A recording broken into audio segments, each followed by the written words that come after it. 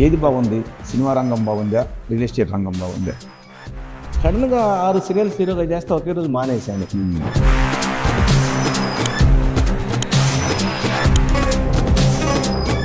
లోదర్న్ high స్కూల్లో అర్నాగులు వేసుకొని గ్రౌండ్లో తిరిగిన సురేష్, వాళ్ళ సెలబ్రిటీలతో ఉండే సురేష్. మా మిస్సెస్ ఏంటంటే ఎప్పుడు పాపం నా మాట అసలు జవదాడదు, నేను నవ్వితే నవ్విద్ది, అట్లా అవడం తన పరిస్థితి.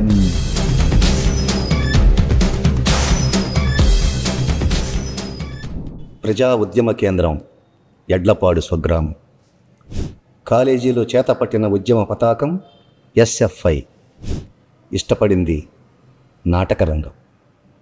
కళాకారులు 10 కాలాలు బాగుంటే కాలము 10 కాలాలు బాగుంటుంది. అయితే కళా పోషకులు 25 కాలాలు బాగుంటేనే కళాకారులు 10 కాలాలు బాగుంటారు. కాసులు రాల్చే వెండి తెర కంటే క్లాప్స్ రాలే రంగస్థలం మీదే ప్రేమ. విద్యార్థి ఉద్యమం, వెండితెర ప్రయాణం, వ్యాపార రహస్యం, ప్రతి జర్నీలో కళే మరింత కాంతినిచ్చింది. అలా ప్రతి జర్నీని విజయవంతంగా కొనసాగించిన తెలుగు నాటిక పరిషత్తుల సమ్మేళనం వేదిక అధ్యక్షులు ముత్తవరపు సురేష్ గారితో రాఖీ మీడియా చేస్తున్న ఈ ఇంటర్వ్యూలో మరిన్ని విశేషాలు తెలుసుకుందాం. తెలుగు నాటక పరిషత్తుల సమ్మేళన అధ్యక్షుడు, వేదిక అధ్యక్షుడు ముత్తవరపు సురేష్, లోదర్న్ హై స్కూల్లో స్టూడెంట్గా ఉన్న సురేష్. ఈ ఇద్దరిని చూసినప్పుడు ఫీలింగ్ ఏంటి? సురేష్ చదువుకునేప్పుడు ఎలా ఉన్నాడో ఇప్పుడు అలాగే ఉన్నాడు. ఎప్పుడు కూడా నేను ప్రత్యేకమైనటువంటి ఏదో నాకేదో ఉంది లేదా నాకేమీ లేదు, నాకేదో ఉంది అని ఎప్పుడు నేను నా భావానికి ఎప్పుడు రాలేదు. కాకపోతే ఒకటి ఏంటంటే, నేను జనరల్గా స్కూల్లో ఉన్నప్పుడు కూడా ఎప్పుడు కూడా నేను అగ్రభాగానే ఉండాలి, నా మాటే అందరూ వినాలి, నేను చేసేదే కరెక్ట్, అది కరెక్ట్ అయిద్దా లేదా అని తర్వాత వచ్చే రిజల్ట్ మాట్లాడేది. కానీ ఎందుకు నాకు ఫస్ట్ నుంచి ఆ భావన ఉండేది. సో అదేవిధంగా నా లైఫ్ కూడా ముందుకు వెళ్తూ వస్తుంది. బహుశా అది ఒక రకంగా సక్సెస్ ఏమో, ఇండివిజువాలిటీ నాకు ఎక్కువ అలా ఉంటాం. నేను స్టూడెంట్ లోదర్న్ హై స్కూల్ దగ్గర నుంచి అదే నీకు తెలుసు, మనంతా తెలిసే పని చేసాం అక్కడ. సో అప్పుడు ఎలా ఉన్నానో నీకు తెలుసు, ఇప్పుడు నేను ఎలా ఉన్నానో కూడా నీకు తెలుసు. అయితే ఏంటంటే, చిన్నప్పటి నుంచి కూడా నిర్ణయం అనేది చాలా జాగ్రత్త తీసుకోవడం ఒకటి కఠినంగా ఉంటుంది. దేనికి కాంప్రమైజ్ కానీ, నేను చేసింది కరెక్ట్ అనిపిస్తే నేను ఎవరి మాట వినను, దాన్ని దృష్టిలో పెట్టుకుని అదే విధంగా వెళ్తూ ఉంటాను. అప్పటి నుంచి అంతే జరుగుతుంది.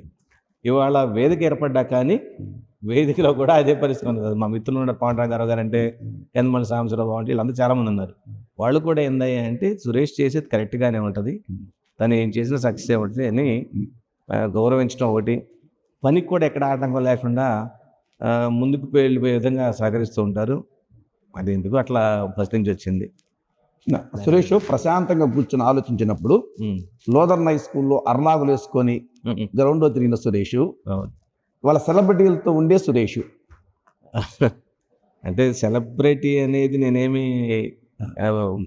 ఫీల్ అవ్వట్లేదు. కానీ ఇందాక చెప్పారు, స్కూల్లో ఉన్నప్పుడు ఎలా ఉన్నాను, ఇప్పుడు అలానే ఉన్నాను. ఆ రోజు స్కూల్స్లో ఉన్న ఆ రోజుల పరిస్థితులు వేరు, ఆ రోజు స్టూడెంట్స్ ఎలా ఉండాలో అలా ఉన్నాను. ఇప్పుడు కొంచెం బాధ్యతలు పెరిగి ఎలాంటి నిర్ణయాలు తీసుకోవాలో అలాంటి నిర్ణయాలే తీసుకుంటూ ముందుకెళ్తున్నా, అంతేగాని ప్రత్యేకంగా ఏం లేదు. ఎడ్లపాడు లాంటి గ్రామంలో నీ చుట్టూ ఉన్న బ్యాచ్ వీరు, ఆ రోజు ఈరోజు నీ బ్యాచ్ వీరు కదా. అలా అని కాదు, ఫస్ట్ ఎడ్లపాడులో కూడా మనది ఏంటంటే, ఎప్పుడు మా ఫ్యామిలీ కానీ నేను కానీ నా సర్కిల్ అంతా కూడా వామపక్ష భావజాలు ఎక్కువ ఉండేవి. బేసికల్గా ఏంటంటే, నేను ప్రజానాట్య మండలిలో పనిచేశాను, అది నీకు తెలుసు. అట్లా ఎస్ఎఫ్ఐ స్టూడెంట్స్గా ఉన్నాను, అది తెలుసు. సో ఆ సర్కిల్ ఏదైతే ఉందో ఇప్పుడు అదే సర్కిల్ కొనసాగుతూ ఉంది ఇప్పటికి కూడా, బంధువులుగా కానీ. కాబట్టి కొత్త సర్కిల్ ఏదైతే వచ్చిందో, సర్కిల్ ఏదైనా కొత్త సర్కిల్ వచ్చింది కదా, ఏదో వచ్చి మీద పడింది కదా అని ఆ సర్కిల్ నేను ఎప్పుడు మర్చిపోవాలి, అది కొనసాగిస్తూనే ఉన్నాను ఇప్పటికి కూడా. కాలేజీలో ఎస్ఎఫ్ఐలో పనిచేసావు, ఏంటి ఎస్ఎఫ్ఐ అనుభవం ఏంటి ఆ రోజుల్లో? నాకు ఒకటే, నాకు 2 పిచ్చలు ఉన్నాయి. ఒకటి ఏంటంటే, జనం అంటే పిచ్చ, బాగుండాలి. కాలేజీలో కూడా ఏందంటే నాకు, కానీ మా ఫస్ట్ నుంచి కూడా ఎడ్లపాడికి ఏందంటే క్యాస్ట్ ఫీలింగ్ అనేది లేదు. అవును, మా డ్రైవర్ దగ్గర నుంచి కానీ పనిచేసే వాళ్ళు అటువంటి కానీ కుర్చీలో కూర్చొని భోజనం పెట్టడం తప్పించి వాళ్ళని సపరేట్గా పెట్టడం కానీ, వాళ్ళతో కలిసిమెలిసి తిరగడం కానీ ఆ భావన ఉంది. ఆ భావంతోనే మనం వదులుకోలేకపోతున్నాం. అదేవిధంగా పనిచేస్తూ ముందుకెళ్తున్నాం. ఆ భావన అనడానికి కారణం ఏంటంటే మన చిన్నప్పుడే ఎడ్లపాడు ప్రజా ఉద్యమాల కేంద్రం, యా ఎడ్లపాడు నుంచి ఏమి నేర్చుకున్నాడు సురేష్ అంటే ఏం చెప్తావు? నాకు నేర్పిందే ఎడ్లపాడు. ఒక రకంగా మనిషి ఇలా ఉండాలి, ఈ విధంగా ముందుకెళ్ళాలి అని నేర్పిందే ఎడ్లపాడు. Edlapadu means CPM. నేను ఫస్ట్ నుంచి కూడా స్టూడెంట్స్ మన దగ్గర నుంచి నాకు ఆ ఎర్ర జెండా అంటే ఇష్టం. ఇప్పటికి కూడా ఆ ఎర్ర జెండా కనిపిస్తేనే నాకు ఒక రకమైనటువంటి భావోద్రేకానికి గురవుతుంటాను. ఆ రోజున్న వామపక్షాలు భావజాలాలు వేరుగా ఉండేవి, కానీ ఈ రోజున్న వామపక్ష భావజాలాలు డిఫరెంట్గా ఉన్నాయి. ఎందుకంటే పరిస్థితులు మారుతా వచ్చినాయి. అవును, కానీ నా ఆలోచనలు అయితే మారలా. అదే ఆలోచన ఇప్పటికి కూడా ఏదైనా సందర్భం వచ్చినప్పుడు వాళ్ళతో అదే మాట్లాడుతుంటారు. మన వాళ్ళతో కూడా చాలా కార్యక్రమాలు చేస్తుంటారు. వాళ్ళు కూడా చివరికి సురేష్ బాబు చెప్పింది కరెక్ట్గా ఉంది, ఫాలో అవ్వండి అనే పరిస్థితి కొనసాగుతుంది ఇప్పుడు కూడా. ఇప్పుడు స్టూడెంట్గా ఉండి ఎస్ఎఫ్ఐలో పనిచేసావు, కాలేజీ రోజులు అయిపోయినాయి. సహజంగా మన బ్యాచ్ ఏంటంటే సురేష్ అంటే అందగాడు అనేవాళ్ళు. అంటే నువ్వు అందంగా ఉంటానే పొర్చుల బ్రదర్స్ నిన్ను సినిమాలకి ఇన్వైట్ చేశారా? కాదు, అందంగాని కాదు. అందం ఉంటుంది పోతుంది, అప్పుడు వేరు ఇప్పుడు వేరు. ఇప్పుడంతా రోజు 20 hours కష్టపడతా ఉంటాం. ఇప్పుడు విధానం నేను తల కూడా సరిగ్గా దూకోకుండా ఇలా వెళ్ళిపోతా ఉంటా. అది నేచర్ అయిపోయింది ఇప్పుడు. అయితే ఏంటంటే నేను ఆంధ్రప్రదేశ్ నాటకమండలిలో పనిచేశాను. ఓకే. అప్పుడు వీధి నాటకాలు కానివ్వు, లేదు సారా సంహారణ వ్యతిరేకంగా అనేక వందలాది ప్రదర్శనలు ఇచ్చాం మనం ఆంధ్రప్రదేశ్ నాటకమండలి తరపున. దానిలో లేడీ వేషాలు కూడా వేసాను. కళ అంటే నాకు ఎందుకో చిన్నప్పటి నుంచి ఒక ఫ్యాషన్. చిన్నప్పుడు చదువుకునేటప్పుడు కూడా నేను ఎన్టీఆర్ లాగా యాక్ట్ చేస్తా, కత్తిపేటలు అవన్నీ ఇవన్నీ చేస్తూ ఉండేవాడిని. స్కూల్స్లో కూడా డ్రామాలు ఆడేవాడినప్పుడు డైరెక్షన్ చేసేవాడిని. ఆ విధంగా ఎందుకో నాకు కళ మీద ఆసక్తి ఏర్పడింది. ఆ కళే నన్ను హైదరాబాద్ వెళ్ళేలా తీసుకెళ్ళేలా చేసింది. ఆ కళే నాకు రకరకాలైనటువంటి ధైర్యాన్ని నేర్పింది. దాదాపు బిజినెస్లో ఏంటంటే కొన్ని క్రైసిస్ వస్తాయి. ఆ క్రైసిస్ని ఏ విధంగా తీసుకోవాలి, దాన్ని ఏ విధంగా పాజిటివ్ ఎనర్జీగా మార్చుకోవాలి అనే దానికి నాకు కళ అనేది అది లోపల ఉంటామో ఏమో, నాకు ఒక మనోధైర్యాన్ని ఇవ్వడంలో కానీ ఇది కానీ నాకు అది దోహదపడింది. అంటే టేక్ ఇట్ ఈజీ మనస్తత్వం, లెక్క చేయలేని మనస్తత్వం. కొన్ని కోట్లు వచ్చి పడ్డా లెక్క చేయను, కొన్ని కోట్లు నష్టం వచ్చినా లెక్క చేయను. నా ధోరణిలో నేను వెళ్తాను. మంచి అనుకుంటే ఎంత లెక్కనే వెళ్తాను. అది నాకు వామపక్ష భావజాలం, కళ, ఈ రెండు కలవటం వల్ల అది వచ్చిందేమో నేను అనుకుంటున్నా. ముఠా మేస్త్రియా తొలి సినిమా? ముఠా మేస్త్రి. ఆ తర్వాత ఏంటంటే ముఠా మేస్త్రి కూడా ఎలా వచ్చిందంటే, ఈ బుద్ధుడు పుట్టిన భూమిలో అని జరుగుల డైరెక్షన్లో ఒక నాటిక ఆడాం. ఓకే. ఎడ్లపాడు మానవతా నుంచి. అక్కడ ప్రదర్శన ఆడితే దానిలో చాలా ప్రైజులు వచ్చినాయి. ఆ రోజు స్టేజ్ మీద పరిచయ ప్రదర్శన అనౌన్స్ చేసి, అరే బాబు నువ్వు ఎందుకు అక్కడ, నువ్వు వచ్చేలా సినిమాలో కన్నట్టు నాకేదో స్టేజ్ మీద అనౌన్స్ చేసి ముఠా మేస్త్రి అవకాశం ఇచ్చారు. అప్పుడు ఏదో ఇక్కడ ఎడ్లపాడులో నేను ఎక్కువ ఉండేవాడు. జర్నలిస్ట్గా పనిచేస్తాను. అప్పుడు జర్నలిస్ట్గా పనిచేస్తా. వ్యాపారాలు కూడా ఏదో కొంచెం ప్రజాశక్తి ఈనాడ కాదు ఆంధ్రజ్యోతి చేశాను. ఆంధ్రజ్యోతిలో చేశాను. తర్వాత వార్తలో జాయిన్ అయ్యాను. తర్వాత ఏదో నచ్చక బయటకు వచ్చేసాను. మన ధోరణి వేరు, మన ఆలోచన విధానం వేరు ఉంటుంది. మనకు తగ్గట్టుగా పేపర్ ఉండదుగా. అగ్రెసివ్గా ఉండేవాడు. అప్పుడు న్యూస్ కూడా ఏందా అంటే చాలా అగ్రెసివ్గా రాసేవాడిని. ఏదో రాయకూడదు మొకోటాల కోసం కరెక్ట్గా ఎదుంటే ప్రజలకు ఏదైతే మంచి జరిగిందో అదే రాసేవాడిని. అది నేచర్ అది. సో ఆ విధంగా ముఠా మేస్త్రికి అవకాశం వచ్చింది. సరే అవకాశం వచ్చింది కదా అని ఏదో అక్కడ హైదరాబాద్లో చేద్దాం ఉద్దేశంతో కొంచెం ఇక్కడ మానుకొని షిఫ్ట్ అవ్వటం. ఆ తర్వాత కొన్ని సినిమాలు చేశాను, 10 సినిమాలు చేశాను. సినిమాలు చేసేటప్పుడు అప్పుడే మొదలైంది 92 ఆ రేంజ్లో అది. తర్వాత సీరియల్స్ రావడం, సీరియల్స్ వరుసగా ఒక 30-40 సీరియల్స్ హీరోగా చేశా. ఓకే. ఎంత చేసినా ఏం చేసినా నాకు మనస్తత్వం ఏంటంటే డబ్బులు అడగలేదు. నేను ఇవ్వడం తప్పితే డబ్బులు అసలు చెయ్యి చాపి నేను డబ్బులు ఎవరిని ఇంతవరకు అడగలేను కూడా. అది నా నేచర్, అది ఇవ్వడం తప్పించి డబ్బులు అడగలేకపోవటం. ఆ పరిస్థితుల్లో సందర్భం చెప్పొచ్చు కూడా లేదు, తెలియదు. సడన్గా ఒక రోజు మానేయాల్సి వచ్చింది. మానేశాను, ఒకే రోజు మానేశాను. ఎందుకయ్యా అంటే ఎంత చేస్తున్నా ఏం చేస్తున్నా అదే చిన్న ఇల్లులో ఉండగలుగుతున్నాను. ఒకే ఆడపిల్ల నాకు. ఈరోజు డాక్టర్ అయింది, పెద్ద స్థాయిలో ఉంది, అది వేరే విషయం, అది సెకండ్ మ్యాటర్. ఆ రోజు తను చదివేటప్పుడు రియల్గా చెప్తున్నా, ఏడేది ఇప్పుడు గొప్పలు చెప్తున్నాను అనుకుంటారేమో కానీ నేనే గొప్పలు చెప్పట్లా. ఆ రోజు జరగలేని పరిస్థితి కూడా ఉంది. ఎందుకంటే నా నేచర్ అది, నేను అడగను ఎవరిని. అంటే కృష్ణాపురం వీధుల్లో అంటారే అది కనిపించిందా? వీధుల్లో తిరిగిన మాట వాస్తవాన్ని చెప్పుకుంటే, ఎందుకంటే ఏదో చెప్పుకుంటారు అల్లి సినిమాలు జనరల్గా వీళ్ళంతా ఏమనుకుంటారంటే ఏదో చెప్పుకుంటారు, ఇప్పుడు ఏదో స్టేటస్ వచ్చింది అనుకుంటారు. కానీ రియల్గా అనుభవించాను. సడన్గా 6 సీరియల్స్ హీరోగా చేస్తే ఒకే రోజు మానేశాను. కారణం ఏందయ్యా అంటే, అది నేను జీవితంలో ఆ సంఘటన కూడా నా మాట్లాడడానికి చాలా పెద్ద అవకాశాన్ని ఇచ్చింది కూడా. నా అమ్మాయి 10th క్లాస్ ఏదో చదువుతుంది అప్పుడు, 9th 10th. ఒక రోజు ఇంటికి వెళ్ళేసరికి తన ఇంటి దగ్గరే ఉంది, స్కూల్కి వెళ్ళాలా. మా మిస్సెస్ ఏంటంటే ఎప్పుడు పాపం నా మాట అసలు జవదాడదు, నేను నవ్వితే నవ్విద్ది, అట్లా అవడం తన పరిస్థితి. ఏంటి అమ్మాయి ఎందుకు వెళ్ళలేదంటే, నేను ఏంటంటే ఇది బాగాలేదేమో అనుకున్నా. నవ్వుతుంది, ఏం చెవటంలా. తర్వాత అమ్మాయి చెప్పింది, డాడీ ఫీజుగా డబ్బు వెనక్కి పంపించారు అని. ఇంకా నేను ఎక్కడున్నాను ఏంటి అనే ఉద్దేశంతో ఆలోచించి అందరికి ఫోన్లు చేసి, సారీ అండి నేను చేయలేను, మీరు ఏదంటే కంప్లీట్ చేసుకుంటే. అప్పుడు 6 సీరియల్స్ హీరోగా చేస్తున్నా. చేసేసి మానేసాను. అదంతా మళ్ళీ కెమెరా ముందుకు వెళ్ళాలి నేను. తర్వాత బిజినెస్కి వెళ్ళాను. ఒక కసి, అసలు ఎందుకు వచ్చావు ఇక్కడికి ఏందనేది, ఇది కాదు నేను వెళ్ళే రూట్ కరెక్ట్ కాదేమో అనిపించింది. ఫలాని ఎంత పిచ్చున్నా సరే, నాకు అది ఎంత ఫ్యాషన్ ఉన్నా సరే మానుకొని పక్కకి వెళ్ళిపోయి వ్యాపారాలు స్టార్ట్ చేశాను. 10-15 ఏళ్ల పాటు అసలు వెనక్కి చూడాల, ఏం చేస్తున్నాను ఏంది కూడా నేను అసలు ఆలోచించుకోవాలి, అలా చూసుకుంటూ వెళ్ళిపోయాను. సురేష్, ఒక విషయం ఏంటంటే మనీ విషయం నీకు మొహమాటం ఉంది, కానీ సినీ రంగంలో కో ఆర్టిస్ట్ ఎలా ఉండేవాళ్ళు ఆ రోజుల్లో మీతో? బాగుండేవాడు. వాడు కూడా చాలా సహకారం బాగుండేది. నాతో పాటు అందరూ ఉండేవాళ్ళం. ఓకే. నాకేంటంటే అప్పుడు ఏదైనా షూటింగ్స్కి వెళ్ళినా కానీ క్యారేజ్ కూడా ఏం తీసుకెళ్ళి తెప్పించడం అనమాట, అందరికి కొంచెం తింటాం. చాలా మంచివాళ్ళు. చాలా వాళ్ళతో రిలేషన్ బాగున్నప్పటికీ 10th క్లాస్ అమ్మాయికి ఫీజు కట్టలేకపోయా అన్న కసి సీరియల్ బాగా అనిపించింది. అంటే సినీ రంగం మీద ఉన్న కసి రియల్ ఎస్టేట్ రంగం వైపు నడిపించిందా? కసి అనే దానికంటే కూడా అవసరం అనిపించింది. ఓకే. కాదు అవసరం ఇది, ఏదైనా ఉంటే మనం ఏదైనా చేయగలమేమో అని అంటే ఆలోచించలేదు. కానీ డబ్బుంటే ఏదైనా చేయొచ్చు కదా అనే ఒక ముడ్డు కూడా కావచ్చు అప్పుడు ఆ విషయంలో. అందుకని నేను ఇక అన్నీ మానేసి అందరికి దూరంగా ఒక వ్యాపారం మీద దృష్టి కేంద్రీకరించి రియల్ ఎస్టేట్, ఎక్స్పోర్ట్లో అట్లా ఇట్లా డిఫరెంట్. అంటే ఆ సందర్భాన్ని బట్టి నాలో ఉన్న ఏంటంటే సందర్భాన్ని బట్టి మార్చుకుంటా. బిజినెస్ ఒకటి రాలేదు, ఆపర్చునిటీ దీంట్లో ఇంకోటి ఉంది, ఇంకో దానికి అన్నట్టుగా కొంచెం బిజినెస్లో ఆల్టర్నేటివ్ చూసుకున్నాను. ఏది బాగుందో దానికి వెళ్ళేవాడి ముందుకి. ప్లానింగ్ చాలా ఉంటుంది. నన్ను ఎప్పుడు కూడా నేను బిజినెస్లో ఏంటంటే ఎగ్జిట్ ఆలోచిస్తా, ఎంట్రీ ఆలోచించను. నేను దీనిలో పెడితే నేను బయటకు ఎలా వస్తాను, నాకు ఎన్నాళ్ళు బయటకు వస్తాను, నేను తెచ్చిన రూపాయి ఎంత టైంలో వాళ్ళకి ఇవ్వగలను.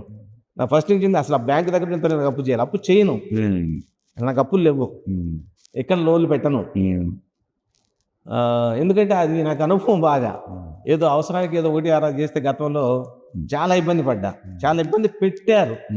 ఇబ్బంది పట్టం కాదు, ఇబ్బంది పెట్టారు. ఇది కరెక్ట్ కాదు, ఎవరిని అడగకూడదు అంటే అవసరార్థం తెచ్చిన డబ్బులు కూడా, అప్పుగా తెచ్చిన డబ్బులు కూడా ఒకటికి 10 కట్టే పరిస్థితి ఉన్నది మాట కోసం. అలాగే నేను మాట ఇచ్చాను అంటే 10 కోట్లు ప్రాఫిట్ వచ్చినా మాట తప్పను, ఇచ్చేస్తాను. అది నా నైజం. ఆ నైజమే నన్ను కాపాడుతూ వచ్చిందంటే. 10th క్లాస్లో ఉన్నప్పుడు ఆ ఇబ్బంది ఎదురైంది. అమ్మ ఏ స్టేజ్కి వచ్చే నాటికి పూర్తిగా నువ్వు మళ్ళీ రికవర్ అయ్యావు? స్పాన్ ఆఫ్ 4 years 50 crores సంపాదించాను. 4 years. Okay. Starting with in span of 4 years 10 కోట్లు సంపాదించా, 50 కోట్లు సంపాదించా span of 4 years. 10th class అమ్మాయికి ఫీజు కట్టలేదు, ఇంటర్మీడియట్ అయిపోయి 10th క్లాస్ స్టూడెంట్ కట్టలేని అమ్మాయి డిగ్రీకి వెళ్ళేసరికి ఒక 50 కోట్లు చేతిలో ఉన్నాయి డబ్బులు నాకు. ఓకే. రియల్ ఎస్టేట్ అయినా చెప్తున్నా, రియల్ ఎస్టేట్ ఆపర్చునిటీ, కొంచెం ఎక్స్పోర్ట్స్ ప్లానింగ్స్ బాగుండేవి. దానికి ట్రేడ్ ఎక్కువ చేశాను. అంటే సడన్గా ఏమందంటే ఒక డిప్రెషన్ ఉంటుంది.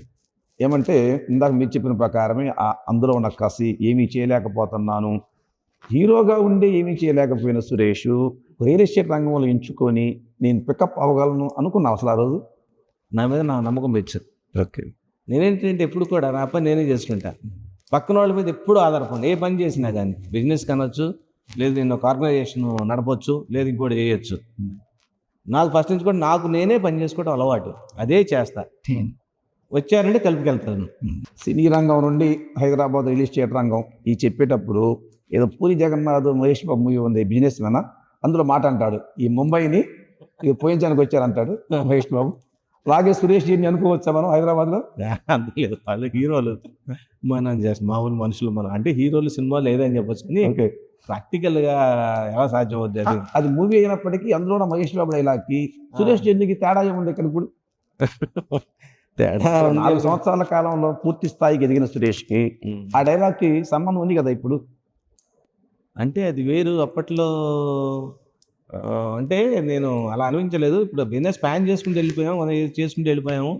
ఇప్పుడు అది దాన్ని అలా చెప్పలేదు నేను. సరే, ఏది బాగుంది? సినిమా రంగం బాగుందా, రియల్ ఎస్టేట్ రంగం బాగుందా? నాటక రంగం బాగుంది. ఓకే. సినిమా రంగం కంటే కూడా నాకు నాటక రంగం అంటే ప్రీతి ఫస్ట్ నుంచి కూడా. ఎందుకంటే నాటక రంగమే నన్ను ధైర్యాన్ని ఇచ్చింది. హైదరాబాద్లో వెల్ సెటిల్డ్, ఇంకా ఈ నాటక రంగం పిచ్చి ఏంటి? చెప్తుండే మీకు చెప్తా. అసలు నేను హైదరాబాద్ పోవటానికి ప్రధాన కారణం నాటకమే. ఓకే. లేదా హైదరాబాద్ వెళ్ళను.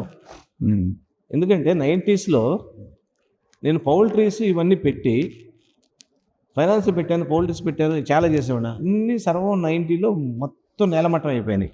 ఆ 90లో మేలో తుఫాన్ వచ్చింది. ఆ తుఫాన్కి మొత్తం 90 మే 10. మే 19వ తారీఖు వచ్చింది. వస్తే మొత్తం స్మాష్, ఇన్సూరెన్స్ లేవు, మొత్తం స్మాష్, జీరో, రోడ్డు మీదకి వచ్చేసాను నేను, అన్ని అప్పులు అయ్యి. ఆ టైంలో అంతకుముందు ప్రజాటబుల్ పనిచేసేవాడిని, చేసేవాడిని, కానీ ఎక్కువ నాటకాల జోలికి వెళ్ళేవాడిని కాదు. జస్ట్ మా ఫ్రెండ్ ఇప్పుడు పద్మారావు ఉన్నాడు, మా బ్రదర్. అట్లానే శివరామకృష్ణ అని నాకు మంచి ఫ్రెండ్ ఉన్నాడు, రిపోర్టర్. అతను ఈనాడు రిపోర్టర్. అతను అప్పటికి నాటకాలు ఆడుతున్నారు. వాళ్ళు ఏంటంటే బుద్ధుని పుట్టి మూవీలో నాటకం తీశారు, జరుగులారా డైరెక్షన్లో. అప్పటి స్టార్ట్ వచ్చాడు, తను కూర్చోనంటే ఏం చేయాలి అర్థం కావట్లా. వస్తే అరే నాటికలో వేషం వేస్తావా అన్నాడు. ఏం ఫ్యాక్ట్లో వేషాలు ఎదురా, అసలు వస్తున్నాను ఇక్కడ నాకు కాదురా, హీరో వేషం రా అన్నాడు. హీరో వేషం వేసరికి కొంచెం ఆ జీవం ఉంది కాబట్టి ఏంటి అని అడిగా, ఇదిరా అన్నాడు. సరే అయితే వేస్తాను అన్న. అప్పుడు దాకా ఏంటంటే వాళ్ళు 10 మంది కోసం ఎతికారు, ఎవరు సెట్ అవ్వట్లా. అదేంటంటే పుట్లోకి పాము రావటం, చిన్నపిల్లల అప్పటి నుంచి పెద్దల దాకా వేషం చేయాలా. వేస్తాను రా అన్న. ఆ నాటికి ఫస్ట్ నాటిక పరిషత్తులకి ఆడింది. దానిలోనే బాగా ఆడాము, బాగా సక్సెస్ అయ్యాము. పర్చూర్ బ్రదర్స్ కూడా ఆ నాటికి సెలెక్ట్ చేశారు, సినిమా పిలిచారు. అది జరిగింది కాబట్టి, సినిమా పిలిచారు కాబట్టి నేను హైదరాబాద్ వెళ్ళా. ఓకే. బిజినెస్ లో సపరేట్ వేరే విషయం. హైదరాబాద్ వెళ్ళడానికి ప్రధాన కారణమే అది, నాటక రంగం. సో అంతకుముందు నాకు డిగ్రీ కూడా ఫస్ట్ ఇయర్ జాయిన్ అయ్యాను.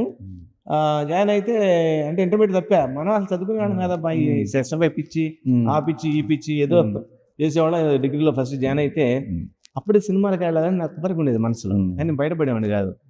ఆ టైంలో ఏదో ట్రై చేస్తే మా వాళ్ళు ఏం చేశారంటే, వీడేదో అది ఇది అనిపించాడు. 19 ఏళ్ళు అప్పుడు నాకు, వీడేదో సినిమాలు అనిపించాడు అన్నాడు, పోతే సర్వనాశనం అవుతారని చెప్పేసి మా ఫ్రెండ్ కోర్టు చచ్చిపోయారు. వాళ్ళంతా రావుడు అన్న కోర్టు అందరూ కలిపి చేశారంటే, మా మేనమా కూతురు తెచ్చి 4 రోజులు పెళ్లి చేశారు. ఓకే. ఇటు బాగుంటాడు. నాకు 19 పెళ్లి, మా మిస్సెస్ దాని ఇంటర్మీడియట్ చదువుతుంది అమ్మాయి. ఓకే. అప్పుడు చేశారు పెళ్లి మాకు, ఇక్కడే వాడు ఉంటాడులే అని. అట్లా నాకు 4 రోజులు పెళ్లి చేశారు బక్కాయిలు అందరూ కలిసి. ఓకే. అప్పుడే కోరుకున్నా, ఆ కోరిన అప్పుడు చంపుకున్నా. ఇక ఇది అది 86, ఇది 90లో నాటకం చేసాం. 91లో పిలిచారు వాళ్ళు. ఇక అప్పుడు మళ్ళా రీల్ తిరిగి సినిమాలు మొత్తం కాన్సన్ట్రేషన్ దాని మీద చేశారు. ఓకే. ఒక 92లో ఎంట్రీ, 95 వరకు ఏమి లేదు వాళ్ళు సినిమాలు చెప్తారు. 95 నుంచి 2000 వరకు 2002 వరకు విపరీతంగా సీరియల్ హీరో చేసేవాడిని, హీరోగా చేసాను చాలా సీరియల్స్ వచ్చాయి. అప్పుడు బాగా దీనిలో ఉండేవాడిని. తర్వాత చెప్పారు ఇందాక, అది చేంజ్ అయింది. అది కళ అంటే నాకు అందుకు ఇష్టం, కళ అంటే అందుకు ప్రేమ. అసలు నాకు మార్పు రావడానికి కారణం, ధైర్యాన్ని ఇవ్వడానికి కారణమే నాటకం. సరే, మా పల్నాడు బాలోత్సవాలకు కూడా అడిగినంటే డొనేట్ చేసావు. నాకు తెలిసిన వార్త ఏమంటే, మన గుంటూరు జిల్లాలో కావచ్చు, ఏరియాలు ఎక్కడ పరిషత్తులు జరిగినా సురేష్ డొనేషన్ ఉంటుంది అందులో. అంటే చెప్పాను కదా, కళ అంటే ఇష్టం. నేను ఇంకా నాకు ఒక కళనే కాదు, నాకు డొనేషన్స్ అంటేనే ఎందుకు లోపల ఇష్టం. అంటే మనం ఏదో ఒకటి చేయాలి అని తపంతో నేను చేస్తుంటాను. ఒక కళకే కాదు, ఊళ్ళో చాలా చేశాను. స్కూల్ కానివ్వండి, మసీదులు కానివ్వండి, చర్చిలు కానివ్వండి, అన్ని చోట్ల నేను ఫండ్స్ ఇస్తూనే ఉంటాను.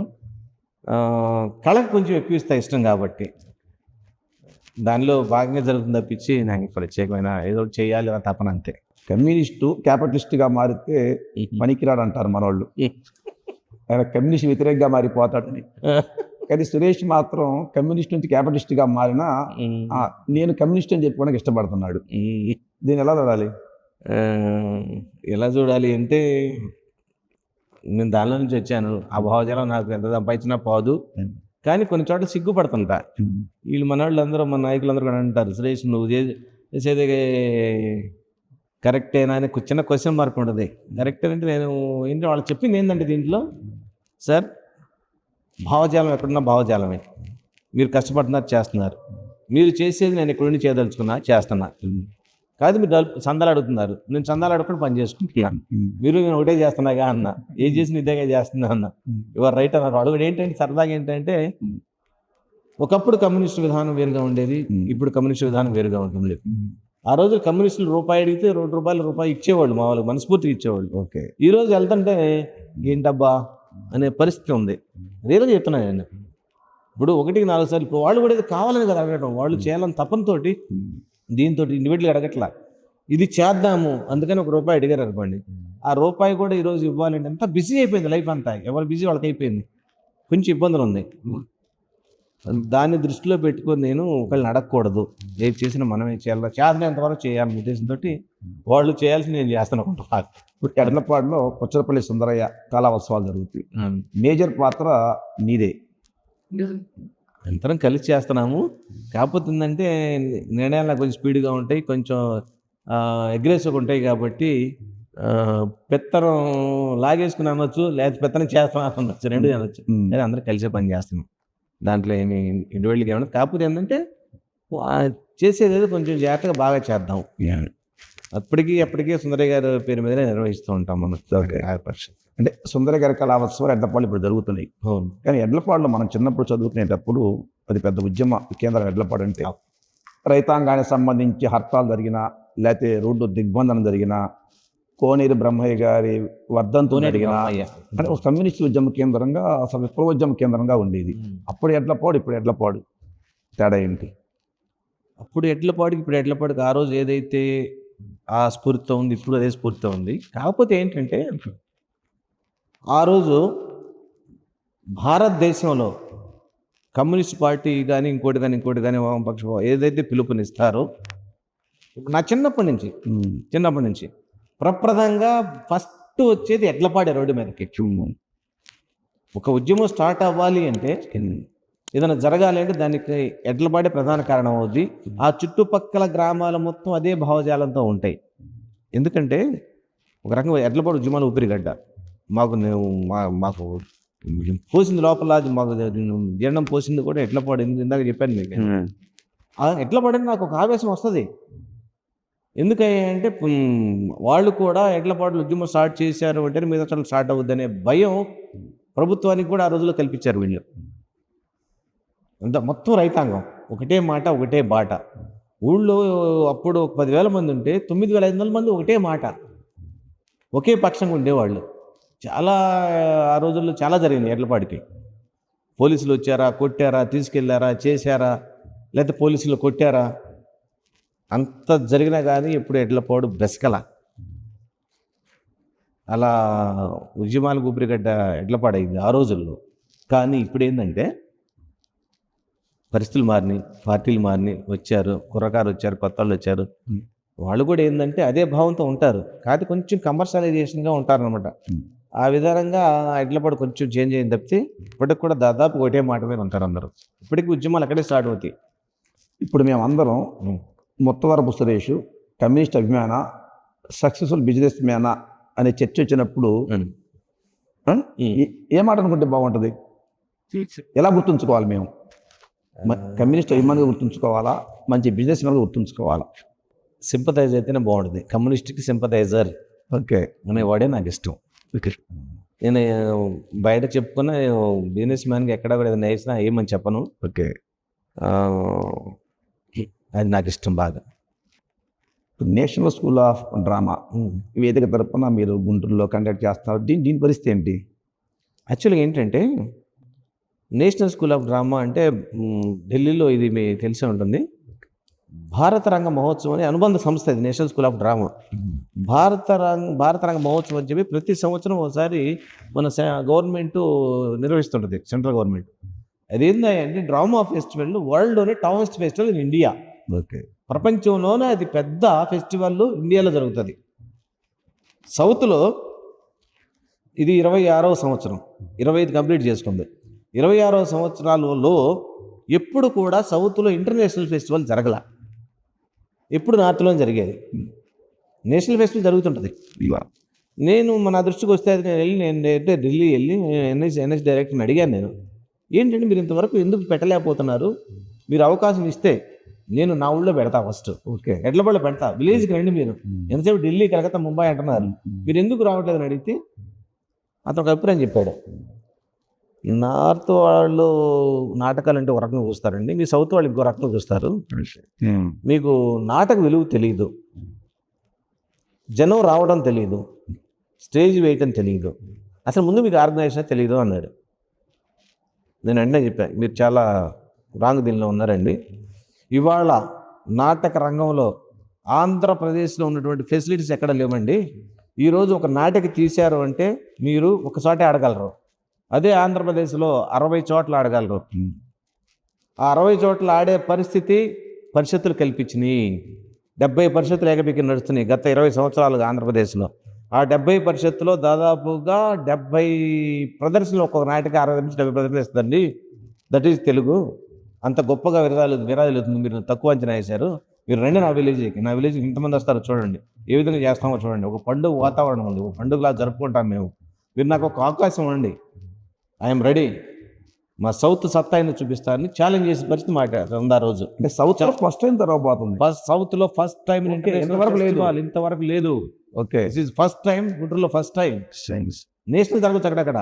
రాజమండ్రిలో నేషనల్ పెట్టారు లాస్ట్ ఇయర్, 150 మంది వచ్చారు. సార్ మేము ఏం చెప్తాం, మీరు ఇంత గొప్పగా చెప్తున్నారు అన్నాడు. సార్ మీరు ఏం పెట్టారో నాకు తెలియదు, మీరు రండి ఒకసారి చూడండి. నేషనల్ స్కూల్ ఆఫ్ డ్రామా ఎక్కడెక్కడో మీరు స్కూల్స్ పెట్టారు, మా సౌత్లో ఎక్కడ ఉంది చెప్పండి, మీరు ఎందుకు పెట్టలేకపోతారు, పెట్టింది గుంటూరు, నేను సహకరిస్తాను మిమ్మల్ని అంటే. అది వేరే టాపిక్. దీని గురించి మాట్లాడినప్పుడు ఆయన అన్నాడు, ఓకేనండి మీరు సరే అయితే నేను ఎడ్లపాళ్ళు ఇవ్వలేను కానీ గుంటూరు వస్తాము, గుంటూరులో చూస్తాము, గుంటూరులో చూస్తే వచ్చి బాగుందని కూడా చేస్తామన్నారు. మీరు రండి చూడండి అంటే వచ్చి చూశారు. నిర్వహణ జరుగుతుంది. ఇప్పుడు యూరప్ నుంచి కూడా వస్తున్నారా? ఇప్పుడు యూరోప్ వస్తుంది, రష్యా టీం వస్తుంది, ఓకే అలానే ఢిల్లీ టీం ఒకటి వస్తుంది. 5 days 5 days 5 రోజుల పాటు నాటకాలు జరుగుతాయి. దాంతోపాటు ఇక బాలోత్సవాలని మన ఇప్పుడు తెలుసు కదా, మీరు ఉంటారు, మనందరి సహకారంతో మన పగలగొడి కార్యక్రమం పెట్టుకున్నాక పగల కూడా జరుగుతుంది. ఇదంతా అట్లా కార్యక్రమం ఒక్కసారి వాళ్ళకి సౌత్లో ఇంత బాగా చేస్తారా అనేది కల్పిద్దామని ఉంది. కానీ మనం కల్పించక ముందే వాళ్ళంతటా వాళ్ళే మొన్న కాన్ఫరెన్స్ పెట్టినప్పుడు, ఢిల్లీలో ప్రపంచవ్యాప్తంగా కాన్ఫరెన్స్ పెట్టినప్పుడు ఒక సురేష్ బాబు పేరు చెప్పి గుంటూరులో అత్యద్భుతంగా చేస్తున్నారు, చాలా మాకు మెసేజ్లు వచ్చినాయి, ప్రతి ఒక్కళ్ళు అది ఒకసారి పరిశీలించని చెప్పారు. పరిస్థితి వచ్చింది. కంగ్రాట్స్. ఇంకా స్టార్ట్ అవ్వాలా, స్టార్ట్ కాబోయే ముందే వాళ్ళ నోటితోటి వాళ్ళు అన్న పబ్లిక్ మాట ఇది. ఈ ఖర్చు అంతా ఎలా సురేష్? ఖర్చు అంతా ఓన్గానే పెట్టుకుంటున్నాము. ఎవరిని ఇప్పుడు మా మిత్రులు ఉన్నారు, వేదికలకు సంబంధించి 30 పరిషత్తులు అందరూ తలా కొన్ని వేసుకున్నారు. వద్దు మీరు ఇప్పటికే చాలా చేస్తాను, నేను ఒక్కనే భరాయిస్తాను, ఇది ఎంత ఖర్చు అన్నది కానివ్వండి. ₹1 మనం ఎవరిని చందాన అడగాల్సిన లేదు, అడగం కూడా. కొంతమంది ఇస్తామన్నారు, వద్దండి తీసుకోవట్లేదు అని చెప్పి సారీ చెప్పాడు, రియాక్ట్ చేసి ఓన్గానే ఖర్చు. మొత్తం కంప్లీట్లీ ఎక్కడ తీసుకోవట్లే.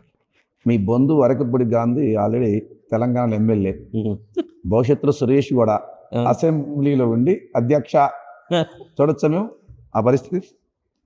ఎందుకు ఎమ్మెల్యే కాకుండా చేయకూడదా? మనం చేయదలుచుకుంది ఎమ్మెల్యే ఏంటో చేయాలి. అధ్యక్ష అసెంబ్లీలో ఉండాల్సిందేగా. ఇవన్నీ ఏంటంటే వాళ్ళు ఇప్పుడు 50 కోట్లు 60 కోట్లు ఖర్చు పెడతారు. ఒక ఎమ్మెల్యే కావాలంటే రోజుకు 3 లక్షల రూపాయలు ఖర్చు పెట్టాలి. లెక్క అయ్యండి. ఒక ఎమ్మెల్యే పది కొనాలి అంటే రోజుకు 3 లక్షల రూపాయలు ఇవ్వాలి. అంటే అంత ఖర్చు వస్తుంది, రోజుకు 3 లక్షలు ఖర్చు అవుతుంది. 3 లక్షలు ఇస్తే కానీ నేను ఎమ్మెల్యే అనిపించుకోను. ఆ 3 లక్షలు అయితే ఇక్కడ జనాన్ని పెడితే అంతకంటే ఎక్కువ చేసిన వాడు అవుతాంగా. ఫ్యాషనే కదా ఇది, ఎమ్మెల్యేని చెప్పించుకోవడం కోసం చేసే పని. అంటే ఎలాగూ వియంకుడు ఎమ్మెల్యే ఉన్నారు ఆయన తెలంగాణలో, ఆంధ్రప్రదేశ్ అసెంబ్లీలో సురేష్ నుంచొని మహామహుల సమక్షంలో అధ్యక్ష అని ఎడ్లపాడు గురించి గుంటు గురించి మాట్లాడవచ్చు కదా.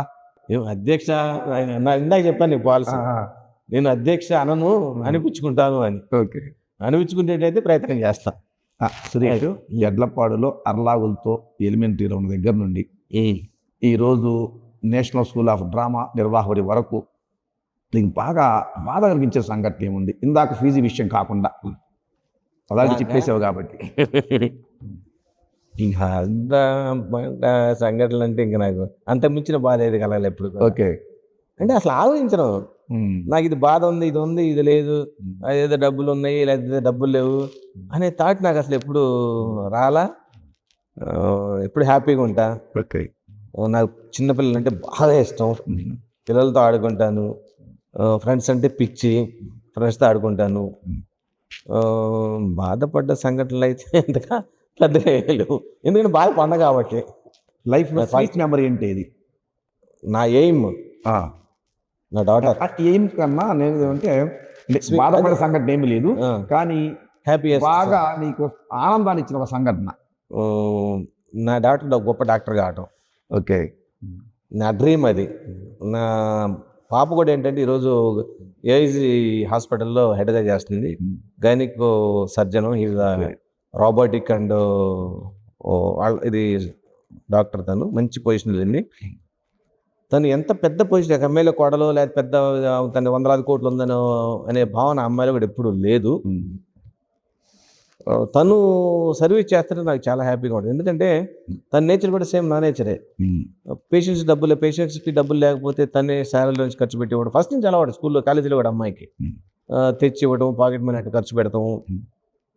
సెకండరీ మెడిసిన్స్ అసలు రాయకపోవటం, నాకు అదే మెడిసిన్ ఏజ్లోనే నేను రాసిన మెడిసిన్సే నాకు కావాలి అని తెప్పించినటువంటి సంఘటనలు నా దగ్గర ఉంటాయి.